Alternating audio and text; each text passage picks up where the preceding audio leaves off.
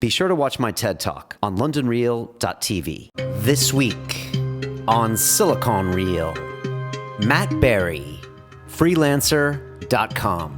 The GDP of freelancers is actually larger than some nation states. This is like an eBay for jobs. We have a population that just overtook Sweden and Norway. This is really an aspirational brand in the developing world. It's just an amazing company to run in terms of what we're actually doing in the world. We empower entrepreneurs on two sides of the world. All the pain, the time, the hassle, and the cost of turning your ideas and inspiration into reality, we take that away. The cost is about 10 to 20% of what you would normally expect to pay. We've been cash flow positive in this business ever since it began. We had about $300 million of interest in a $15 million IPO. The business is flying. Every single industry is waking up somewhat disruptively to discover it's now dominated by a software business. Every job that you can think of, particularly white-collar jobs, is heading to software. We are in the very, very, very early stages of replicating the first country in software. Silicon Reel presents Matt Barrie, freelancer.com. We're just trying to be in every job, every country, every language, every currency.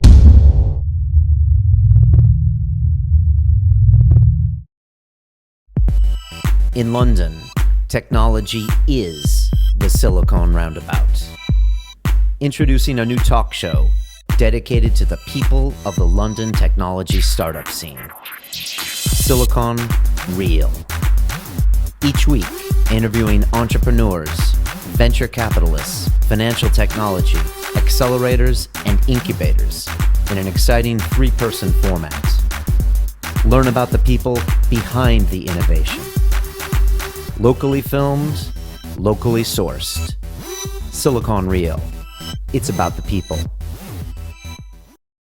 This is Silicon Reel, the weekly talk show dedicated to the people of the London technology startup scene. I am Brian Rose. I also host London Reel. It's the same studio. It's a little bit different of a show. We've got politicians, rock stars. I was telling the guys on Monday, we had the godfather of hip hop here, Mr. Africa Bambaataa. He was a fascinating guy. He created music with James Brown. I know. And like '84, he made a track with him, and he was dropping all the science on me. He had these purple wraparound glasses on the whole time. And, what are you going to do? He's the godfather of hip hop. So, that's over on londonreal.tv. But today we're here to talk tech. My co-host is Colin Pyle, doing the coffee thing. You're at Harrods selling coffee. Everybody I ask if they've gone to Harrods, I ask them, have they seen your coffee? Anyways, let's get on with the show. Our guest today is Mr. Matt Barrie, who is the chief executive of freelancer.com, the world's largest freelancing marketplace, primarily connecting small businesses and individuals from the Western world with freelancers in the developing world. You are an associate professor at the University of Sydney and were picked by LinkedIn as one of the world's most influential business thinkers. Matt, welcome to Silicon Reel. Thanks for having me. Thanks for being here. I saw recently that you quoted Marc Andreessen by saying, software is eating the world. Yeah. It's a fantastic quote, but it also is subject to a massive amount of interpretation. And I was wondering, what did you mean when you quote that?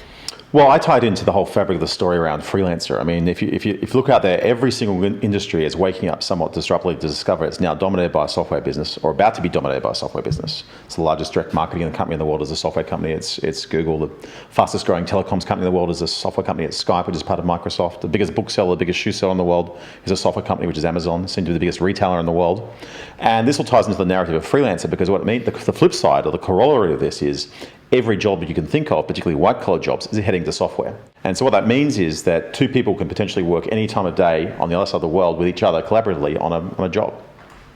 Yeah, that's fantastic. I mean, it just seems to be just ripping apart every single industry that you look at, in some way. And then Marc Andreessen seems to be funding a lot of those, right? Yeah, that's right. I mean, you described briefly, freelancer in the past as an eBay for jobs. Is it that simple? Is it complicated? I find that any simple business model is usually backed up by a very complicated process, complicated software.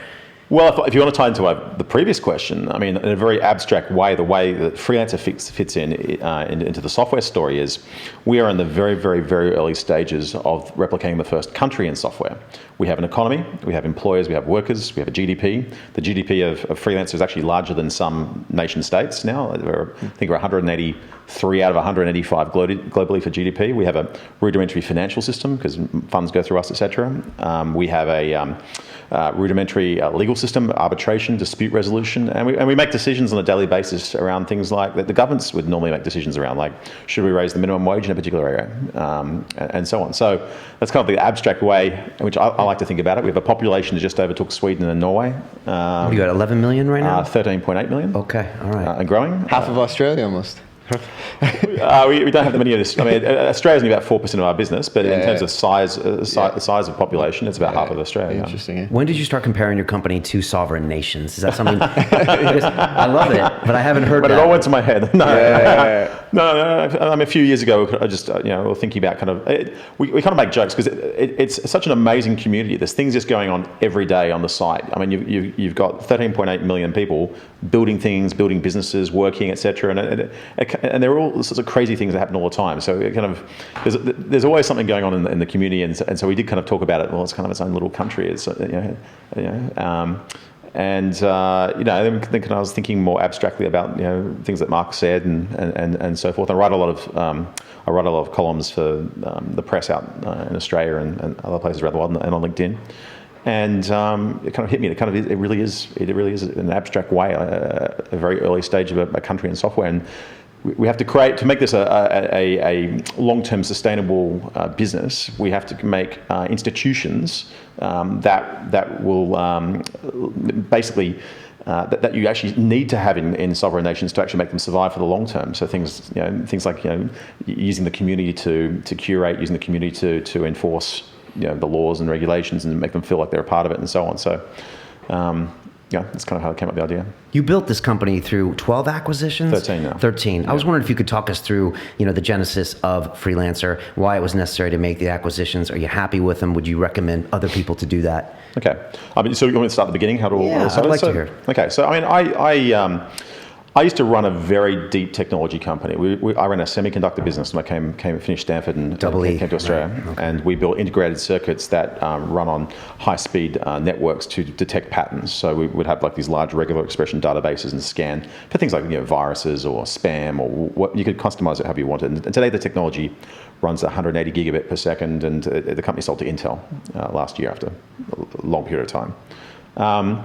And so when I left in 2006, that business, I was looking for something to do, and I took some time off, and I was helping some people get some websites up and running. And one particular website was just an online directory, and I needed to kind of fill in a whole bunch of information into a spreadsheet.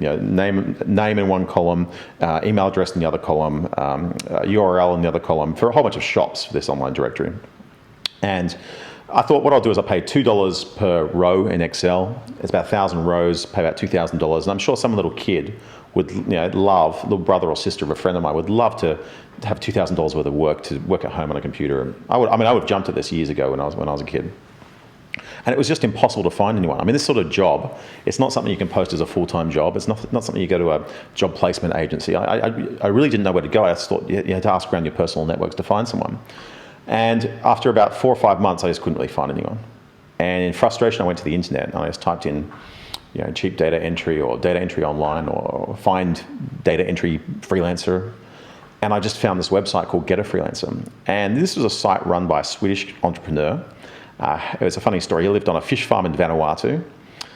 He had a couple hundred domain names. He had all these little websites everywhere. And one actually became quite big in, I think it's called Gnetagalten, which was like an eBay for Sweden. It had some traction. But this other website, Get a Freelancer, it looked horrible. It looked like Craigslist. It was all, I make jokes. It was designed with the paint left over from the USS Midway. It was just like greys and so forth. But it looked like people were getting work done there. And I looked at the site. It didn't really look credible, but I posted a job there. And I walked away and I promptly forgot about it. And I came back 3 hours later and I had 74 emails in my inbox. I'll do the job for $2,000, $1,000, $500, $400, $300, $200, $100. And I was just absolutely blown away. I thought to myself, there's no way that someone will do this job for $100. I've been trying to pay someone $2,000 for the last 4 or 5 months. I couldn't find anyone. There's no way someone wants to do this for $100. And I hired the team. It was a team in Vietnam. The job was done perfectly in 3 days. And I didn't have to pay until the job was done. And I just an atom bomb went off my head. I thought, this is just absolutely amazing. And that was 8 years ago. It was 5 years ago. 5 years ago, okay. And a little bit over 5. And I kind of thought to myself, this is amazing. I'm an entrepreneur at home. I have all these things I want to do. And now, just with a little credit card, I can hire an army to do things for me.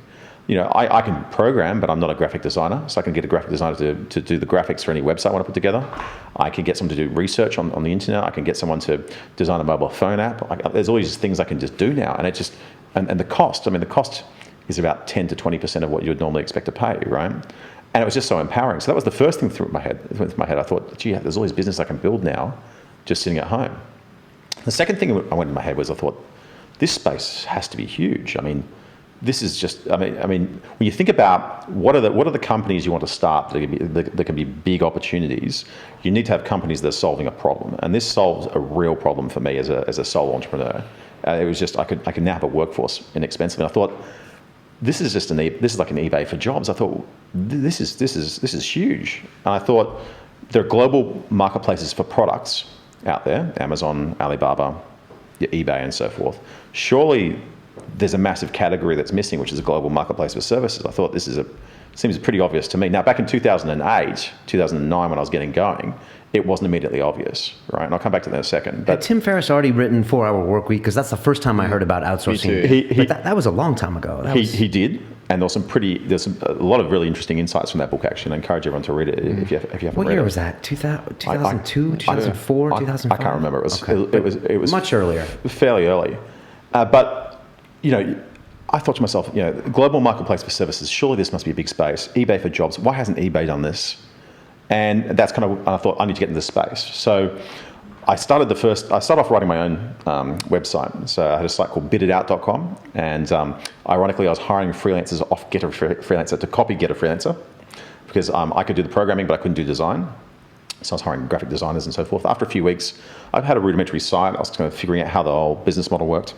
And I thought, I'd spent a lot of time building up my previous company, 6 years running it, and it didn't really set the world on fire, and it really just, it was just a really, really long, hard slog, because that first $1 million in revenue is just so hard to make, right? The second million is a bit easier. Everyone on YouTube is nodding. And it gets better and better and better after that. Colin and I are nodding. But first million is just, and I just didn't have the patience to start from scratch again. And so I kind of did a bit of a survey of the space, and it was a very, very fragmented space at the time, which leads into your question about why we consolidated the space. You had hundreds of these little guys out there doing different things. There's about a dozen sites that had been running for a little while, some back since 1999. None of them had really set the world on fire. A couple had venture capital behind them, but had either gone through a cram down in the first .com crash, or otherwise hadn't really gone anywhere. And I thought to myself, maybe I need to buy rather than build. Maybe I need to try and buy some of these sites that had a bit of a traction already, rather than actually try and start something from scratch. And it was part because I thought the space was very, very fragmented. It was also partly because I didn't really have the patience to start at zero and really try and, that first customer, that second customer, that 10th customer, and so on. So I asked a few of the sites in the space, do you want to sell? I asked everyone that had some scale, that didn't have any institutional venture backing behind them. A few of them came back and said yes. Ironically, the first site I used was in due diligence to sell. I had 4 companies already in the process. And I said, well, just send me the information that you're sending them. And I asked him the price. And I thought, wow, it was a good price. I could basically acquire this business that had 500,000 users on it for less than I would need to raise if I started from scratch. And this site really stood out compared to everything else, because it had more traffic than anyone else in the space. And ironically, that's how I found it in the first place, because it was really, really good at SEO. And so when I typed in cheap data entry or whatever it was, I typed into Google, the way I found it is the way that everyone else was finding it, right? And that was this big acquisition channel was SEO. And so I looked at it and I kind of said to him, I said, well, I want to buy your company. And I didn't have any funds behind me at that point in time. But I said to him, listen, let me put an option agreement in place. I'll get the money in 45 days. If I can't get the money, I'll help you sell it to the next guy for twice the price. And that was kind of win-win for him. So I put the option agreement in place. I ran around town to get money. That wasn't easy. I just walked out of my last business. It was pretty tough times. The GFC. You're in Sydney. GFC was going on. The global financial crisis was going on, etc. And people would look at the website and they looked terrible. And let's say, and so this comes to the next point I was going to make, which was Peter Thiel made a good point in his recent book From Zero to One, that look for the big opportunities where they're big secrets.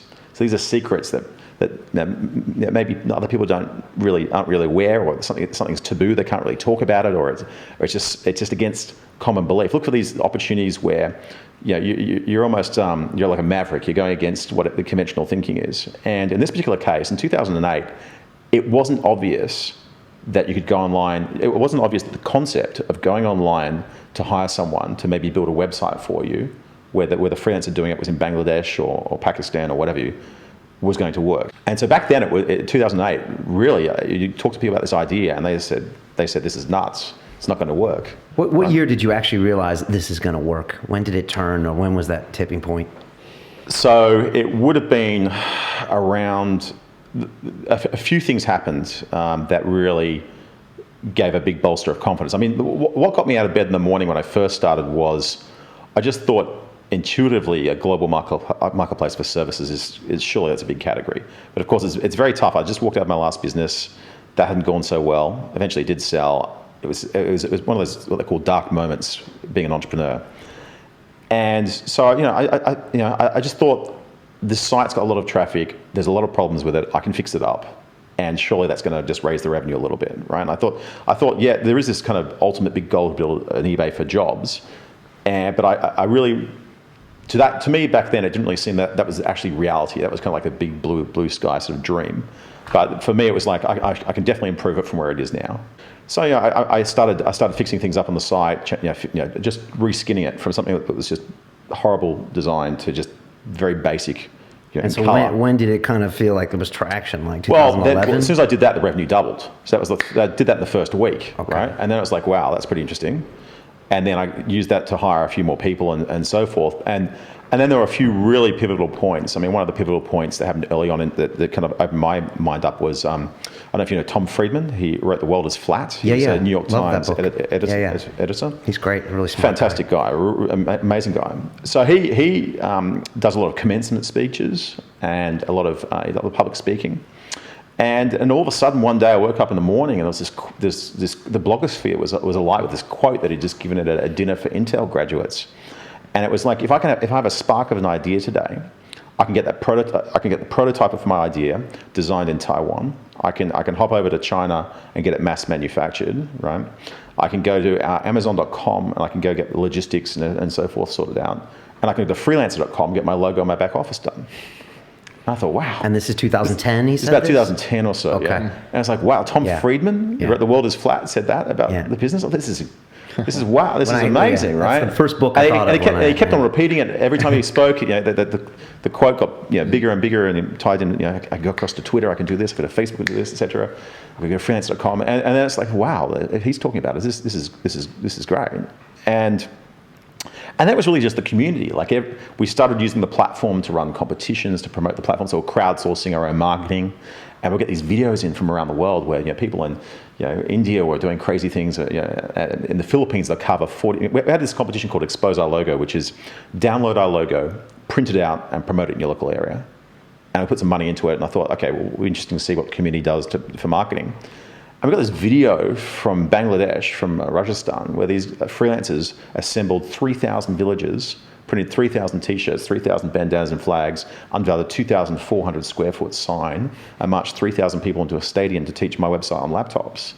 And then Pakistan, they did something similar. In Nepal, just to win the prize. Yeah, in Nepal, they put a 40-meter banner up a tower in Nepal, 45-meter logo carved into the cane fields in the Philippines, Slovakia, Taiwan, just all around the world. And the more that we kind of saw the community and what they're doing, how passionate and enthusiastic they were for the company, and we realized that this is really an aspirational brand in the developing world where we bring prosperity to people and technical jobs that don't exist, and provide a better life for them and their families and so forth. It just became more and more amazing, and it was really a series of moments, but it's just amazing company to run in terms of what we're actually doing in the world. It's fascinating because you're creating workforces in these places that didn't exist. We had BlaBlaCar in here like a week ago, and it was like creating demand. but like where it just didn't exist, nowhere, out of nowhere. Yeah. So it's just a fascinating model. We have tons of entrepreneurs that watch this and are always curious about the IPO process. And I have to ask you, what was the experience like when you IPO'd last year in the Aussie market? What was the reason for doing it? Now you got a stock price you get to look at every day like Mark Zuckerberg does, and now you got to answer to the Wall Street analysts, et cetera, et cetera. You debuted like 2.5 Aussie dollars, we're down to like 59p, I think. What are the pros and cons of that process, and how has it affected the business? Okay. We'd been running the business about 4.5 years, and we'd bootstrapped the business from day one. On the exception that day one, we actually I raised a little bit of money from a friend of mine to acquire the first business, Get a Freelancer. Okay. So we didn't raise any money for any operating expenses. We just used it to do an acquisition, and we bootstrapped from there. That's impressive. Yeah. Now That's rare. It is. It probably couldn't be replicated today. Well, I mean, people do bootstrap their businesses. It's in Australia. We have never had a venture capital community in industry at all, and we won't anytime soon. And as a result, it's taken a lot longer for the Australian technology industry to get going, but the entrepreneurs we produce, I think, are just exceptional because they've figured out how to fund their businesses from the best place possible, which is by selling something that customers actually want to buy. So you've got people like Mike Cannon-Brooks and Scott Farquhar from Atlassian, which is a $3 billion company doing developer tools. You've got the guys from Envato, Kais Taid, one of the world's largest marketplace for stock digital content, etc. I mean, some amazing entrepreneurs, but. So you're kind of forced to to bootstrap for the most part. But the downside of that is, so you're in a business almost for five years, and no one really knows how big your business is. You're a privately run company. You've never put a valuation stake in the ground by doing a major fundraising and kind of publicly announcing it. And when you see Instagram get bought for $1 billion with 13 people, 551 days old, zero revenue, you're like, well. Yeah, we have tens of millions of dollars of turnover through the business, and you kind of want to have people to know how big you are. And of course, all the big global VCs have been contacting us every quarter. I mean, they're very diligent about doing this nowadays. They get their junior associates to ring you up, and we had term sheets all along the way. We had term sheets in 2009 when I first started, but kind of thought to ourselves, maybe it's time to kind of just take a little bit of money in, put a valuation stake in the ground, just so everyone kind of knows where the business is. And so we had every option on the table at that point in time. We had private equity, we had late stage VC, we had a bunch of these options. And then if you read the press, we had this $400 million takeover offer for the business at the same time from a Japanese HR company. Aussie dollars, US dollars. Yeah, okay. US dollars. So we had every option on the table to us in terms of what we wanted to do. And then I've written prolifically at home about the industry and how the dynamics and so forth. And we have like in Canada, we have a very large resources industry, and that resources industry doesn't go to venture capitalists to raise funds. They go to and crowdsource it from public markets, being the Australian Stock Exchange. The regulation is good, but it's a lot lower in terms of onerous conditions. We don't have Sarbanes-Oxley or any of that in Australia. And as a result, the Australian Securities Exchange is the fourth largest equity capital market in the world. As much money has been raised in the last 5 years on that market as NASDAQ, right? And so I've written profusely about how I think it's the future for financing for Australian technology companies, simply because the venture capital industry has never shown a return. They'll never be big. The way it's all set up, it's just never going to work. Yes, the US VCs are in Australia. You've got Sequoia, you've got Excel, you've got Insight, you've got Summit. All those guys are down there. But they're primarily doing majority buyouts, and they're trying to get companies cheap, because they're trying to get out of the hot money. I mean, the reason they get out of the hot money of Silicon Valley is to go find cheap opportunities overseas. And so most of the companies they go into investments, it is majority buyouts or 100% buyouts of great Australian businesses. Okay, so you IPO. So I IPO. Go for it. So I thought we'd do it. And so it's an interesting process. So instead of spending a long time negotiating, you just write a document that says, this is what I'm going to do with the money, right? And you spend 8 weeks with a due diligence committee. So you appoint lawyers, you appoint an investigating accountant, and you have to fact check every single word in that document to make sure it's accurate and nothing's been omitted. But it's actually a lot simpler process than any venture financing I've been through. I've raised venture capital about 9 or 10 times now through my career, and this was a lot easier than any of that. And one of the interesting things is when you're raising venture capital, you're always trying to get in a competitive position. So you don't want one term sheet, you want two. So you got competitive tension, or better than 3, and then you can start getting a really good deal. But you're always begging. There's always a struggle, right? You're knocking on doors, you're pitching, you're trying to find someone who's interested. Everyone says they're interested, but you're trying to get them to drop a term sheet or trying to get them to actually go and make a concrete step forward in terms of financing is difficult. With us, I just had all these new friends I didn't know I had. I was getting letters from people saying, you're the best CEO in the world. My superannuation fund wants to put $1.5 million into your IPO. Like phone calls, friends of friends.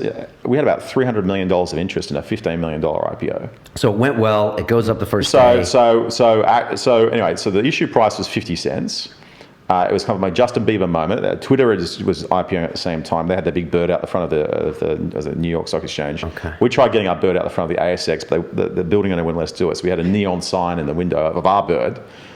And then we had a little Justin Bieber moment. All the press were there and microphones, whatever. And they said, go ring the bell, give it a hard ring, because the last guy who did it, you couldn't even hear it as an old 70-year-old man listing some resources company.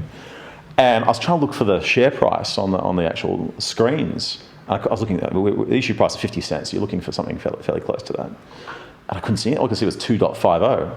And so I went to ring the bell and I actually broke the bell at the ASX. That's a Bieber moment. The CEO of the stock exchange has framed it and he sent it to me and says, this is what new technology does to old technology. Anyway, we opened at $2.50, which is 500% up, which is the third biggest opening ever on the Australian Securities Exchange. Market cap was over $1.1 billion. And it was pretty exciting. And since then, it's kind of interesting. I mean, if you're in the tech industry and you used to go to the private world, VCs and going to conferences and whatever, you think you know everyone in tech. Let me tell you, once you go public, there's a whole new realm of people in tech you never knew about. All the fund managers, all the private wealth guys. I mean, like there is a whole new global world of people that you've never met before. Right. That's never heard about your business. So that's a good thing. It's a great thing. It's an interesting thing, right? It's a whole new horizon. And so since then, I mean, it's pretty interesting. We obviously got a huge amount of publicity from that. It's fantastic for the business. The business is flying, going very, very well. About 400 staff now, offices around the world. I spend about 20% of my time now just doing public markets things. I've got a good finance team, which is good to take a lot of load off me, so that the burden's not that much from that perspective. And the other thing to mention is obviously the market is. The regulation constraints and burden is a lot less. So it's actually a great market to list on if you're of that sort of size. Right. Now, stock's at 59p now. Does that put pressure on you?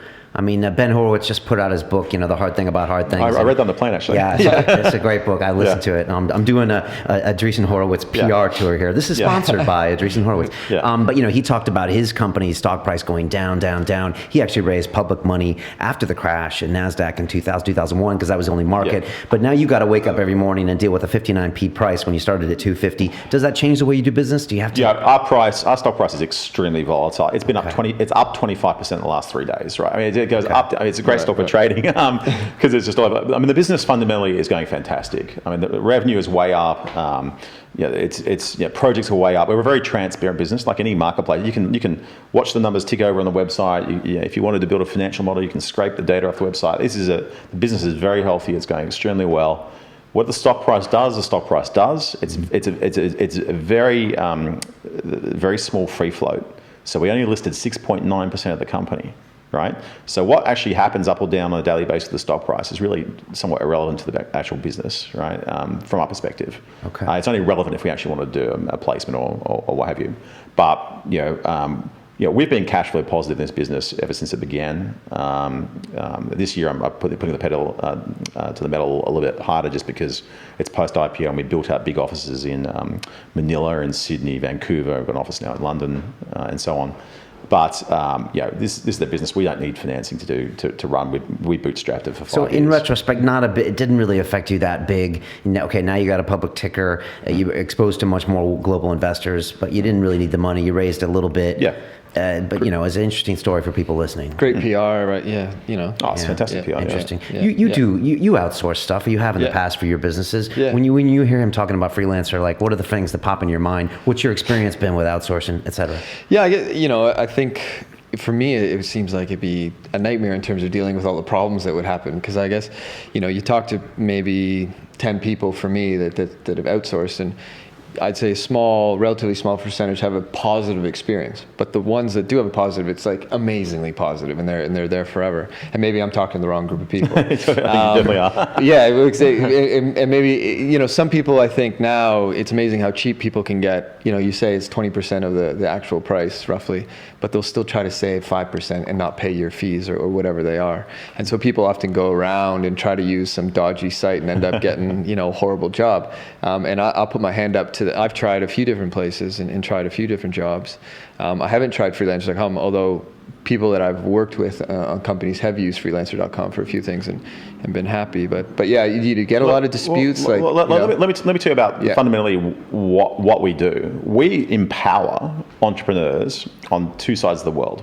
We empower small business and startups and consumers, and mainly in the West, so people like you and I, to get things done, right? And we empower entrepreneurs in the developing world to get jobs in technical areas that don't exist, right? Now, from our perspective, from an employer's perspective, let me tell you, once you use this site and you actually have something you want to get done, right? That you tried to get done elsewhere, and maybe it's been too hard or complicated or what have you, and you find the right guy, a light bulb goes off in your head that is just absolutely phenomenal. This is the whole reason why I bought the site in the first place. It just makes you a better version of yourself, right? All the ideas you have, all that sparks of creativity. What if I built a website to do this? What if I built a mobile phone app to... All the pain, the time, the hassle, and the cost of turning your ideas and inspiration into reality, we take that away. We make it really easy, right?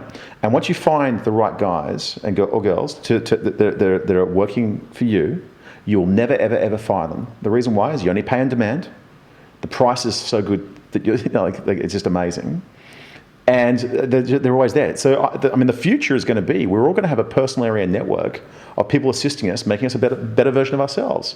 In the future, you'll have a researcher on call, you'll have a designer on call, you'll have a programmer on call. You'll have all these people out there in your sort of cloud, your personal area network, to make you a better person, right? I think there was a pair of economics professors at NYU who did a study, and they basically outsourced every single hour of their life because they figured if they did that, then in the long run, they would maximize everything they did. So even though they couldn't afford it, they outsourced the cleaning and every little thing of their life because they figured it would just pay off. And it makes sense to do that if you're really thinking, that your time is worth the absolute maximum and you should be doing the best things with your time. Yes, I always wished sometimes, like, if I could find 5 amazing people and pay them £300 a month, I'm in. Yeah. But sometimes it seems daunting when I go onto one of these sites and it's just like, oh, he's going to take me. I almost need to hire someone to hire me people. So we have a solution for you. There we go. You can upgrade your project for $20 US. And we have a recruiter team that will find you the right person and guarantee the placement for you.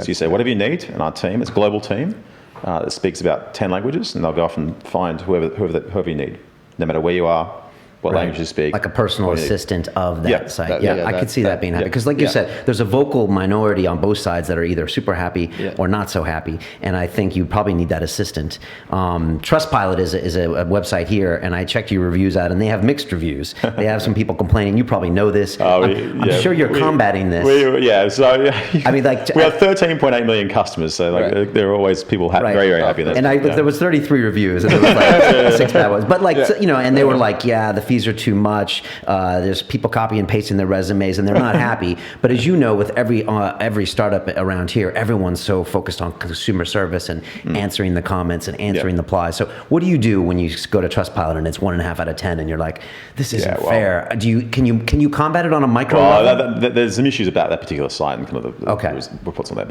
But it's pretty amazing. We have 5,000 jobs posted on the site a day, and the number that go into the dispute are about a dozen. Right? We have a small team of people doing arbitration and dispute resolution. And normally, what happens when things go wrong, it's usually lack of communication. So you hire someone, they've disappeared. Where are they, etc. And that's kind of where things go wrong. But it's for the most part, the jobs that get done are phenomenal, absolutely phenomenal. And every year, the sophistication, the complexity of what people are getting done on the site is just mind blowing. There's an example, just the manufacturing section, for example, is taking off in a big way. So if you want to, there was a guy the other day who wanted to get a giant inflatable swan for a pool party that he has. He has this giant pool, that apparently his house is called the Playboy Mansion, because it's like this big dilapidated mansion with like this giant pool. And he was trying to get these swans bought online, but they weighed 3.5 kilos, so the freight was too much. So he said, I'm just going to go to China now, and through freelancing, I'm going to see if I can get these swans actually made, and I'll just sell a few online to subsidize the cost because I've got to buy a few extra. So he posted a contest. He had all these people around the world who run manufacturing firms submit designs. He got the swans made. It cost $16 per unit, freight on board delivered to his house. But he had to buy $5,000 worth. He didn't count on how much he had to buy.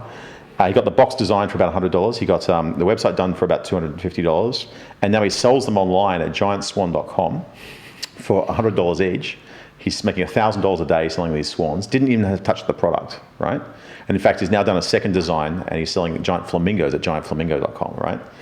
Yeah. So is that the future of your company? When you're looking 5 years down the road, is this going to turn into like a manufacturing outsourcer? What do you see like the next iteration of that being? 4.5 years ago, we had 20 categories of work. They were very IT in nature: website design, graphic design, copywriting, data entry, and so forth. Today, there are about 700 different categories of work.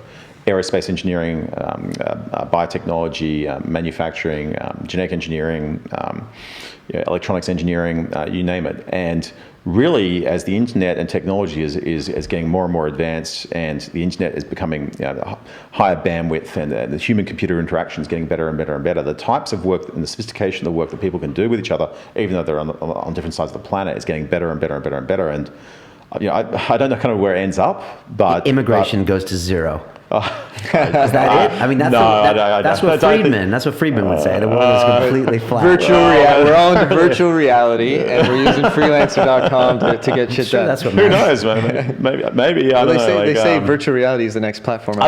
Speaking of virtual reality, I'll tell you something funny. We bought this telepresence robot the other day. I don't know if you've seen these things, double robotics, and I can literally pull out my phone, and I can load up an app. I can access this telepresence robot and drive it around the office in Sydney, Australia. I've got one coming for the office in the Philippines.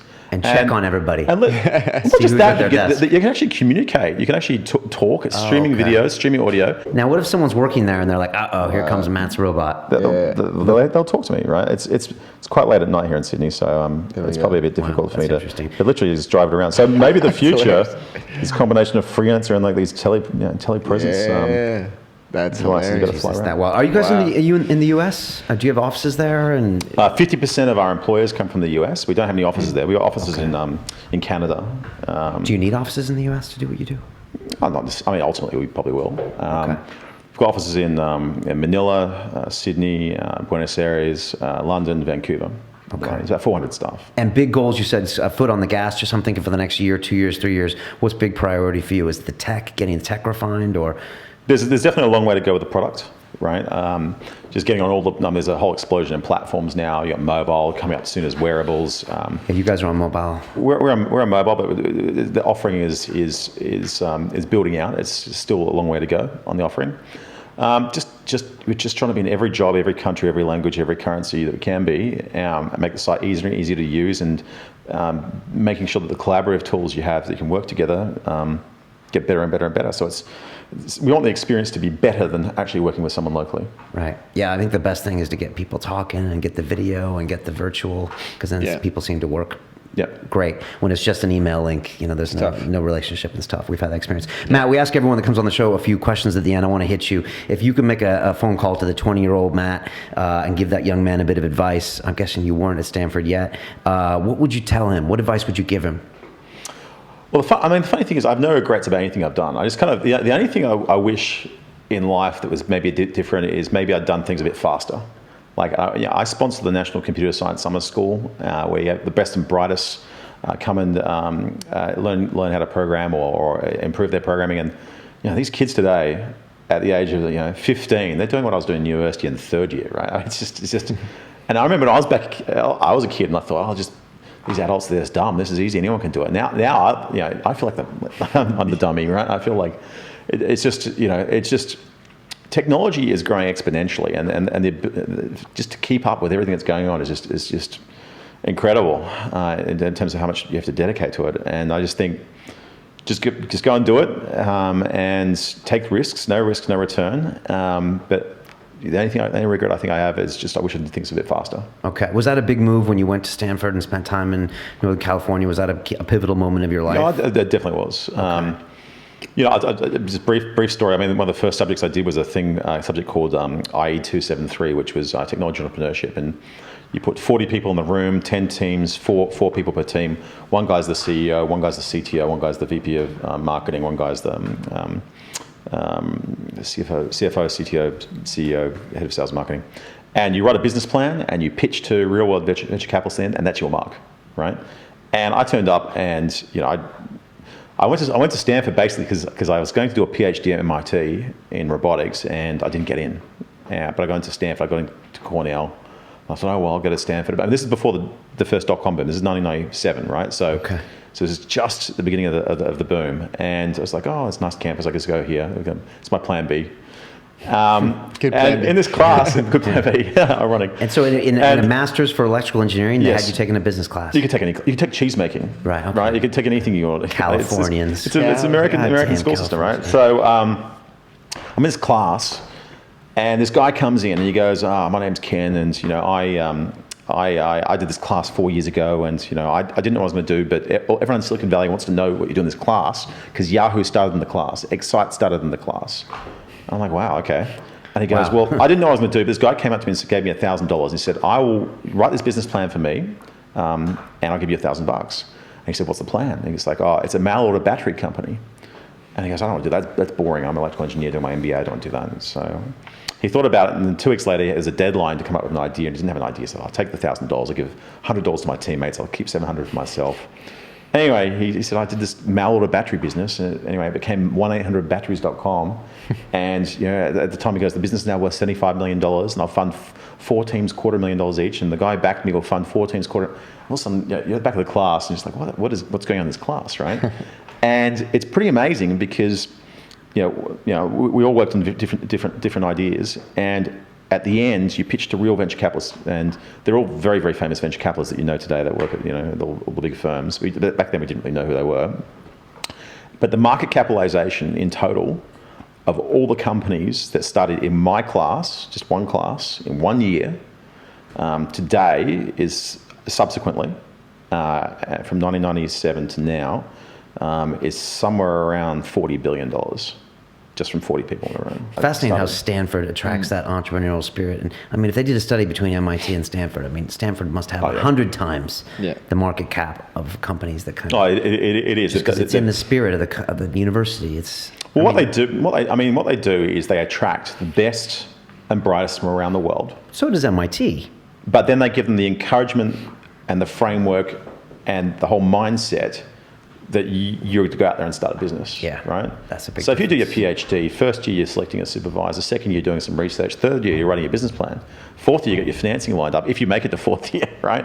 Without dropping out and doing your own company. And crazy. All your lecturers, my lecturers started Rambus, Silicon Graphics. I mean, all your lecturers started these big companies. Yeah. Right? Yeah. Just a couple more questions, Matt. Best advice you've ever received, business or personal? I love business. That you've kind of learned the last 10 years. It's kind of abstract. Okay. I've got a few, but one in particular that came to my mind is I was a 16-year-old kid, and my parents bought this business, and I was hanging out in the warehouse at this factory that they bought, and this old guy says to me, he goes, Matt, in life, if anyone ever asks you, can you drive a forklift? Just say yes. I'm like, what? Because there's a forklift there. He goes, look, just seize the opportunity. How hard can it be to drive a forklift, right? Just get the job, and then afterwards just figure out how to do it, right? I mean, no one trained me to go to CEO school. I just kind of did it and kind of figured it out on the job, right? That was a big thing for me. And then later on, when I was a CEO, some really good advice I got was, my last company, I had 9 venture capitalists. They were all fighting with each other. This venture-backed company and so on. And I was trying to figure out how do I deal with this board? Because back then I thought, the board kind of runs the company and tells everyone what to do and so on. Because I was a very young first-time CEO. And this grizzled sort of Silicon Valley veteran said to me, Matt, the board has 2 roles: hire and fire the CEO. He goes, if they don't like you, they're going to fire you. He goes, if you listen to them, and I can guarantee you, you will get fired. If you don't listen to them, you may or may not get fired, right? Your job is to keep the company funded, so right? if you listen to them, you'll get fired. That's good. He goes, your job as the CEO is to keep the company funded. He goes, either sell stuff to customers or find some way to keep the company funded. That's your job. Just focus on that. And so that was pretty good advice. That's great advice. I've never heard it put that way. Yeah. And that's really well said. A lot of people really don't know how to deal with the border, what it's there for. So, Matt, thanks so much for coming on. Thanks for answering the hard questions. Yep. I appreciate it. Freelancer.co.uk here in Britain. Yep. Are you guys hiring? Can they email you? This is always the test. Or how would they get in touch with you guys? Absolutely. I mean, we're hiring in all positions all around the world, engineering, design, UX, products, data science, etc. Just email careers@freelancer.com. And my email address is matt@freelancer.com, M-A-T-T. I've got emails from people all the time. I'm happy to respond to any questions you've got. Excellent. And you have that personal shopper experience where you can actually get someone behind the scenes that can speak the languages and do whatever you need to do. If you haven't tried the site, I guarantee I'm using it tomorrow. Find something you've never done before. Something that's hard that you're trying to get done that you haven't managed to be successful on, and just post a job. It's free to post a job. You get free quotes, and let me tell you, the same light bulb that went off in my head will go off in your head. Just suddenly you realize, and a whole new world will open up to you in terms of, wow, all the ideas I have, there's little sparks of creativity, building these businesses, building these websites, etc. It's now so easy. I love it. Thomas Friedman endorses, so why wouldn't you? There you go. That's fantastic. If you're listening to us on iTunes, you come see us on our YouTube channel. We're actually putting out 1-minute trailers now on Fridays. We're going to be releasing those just for those little sound bites, so you can get kind of excited for what's coming up. Because there's some great things said here, like that board line. That's gold, right? Yeah. You have one job, right, to keep the company funded. So that's great stuff. If you have some guest suggestions, hello@siliconreal.com. We're on Twitter. We're on Facebook. We're on YouTube. Get involved. It's all good. Thanks so much for being here, Matt. I appreciate the time. All the best. I love this story. So take care. Thank you. Cheers. All right.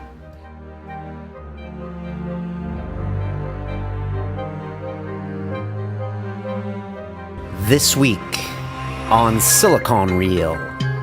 We have like over 2 million people using the service every month. BlaBlaCar is like 2.7 people per car as opposed to 1.5 on average in Europe. Our members are pretty proud. If you want to raise money, ask for advice. If you want advice, ask for money. Make sure you can pick your investors. Make sure they understand your story. We actually allow people to go spend a week in any office they want. They don't feel they work for a company. I think they're part of a movement. I tend not to look back so much, because you cannot change the past.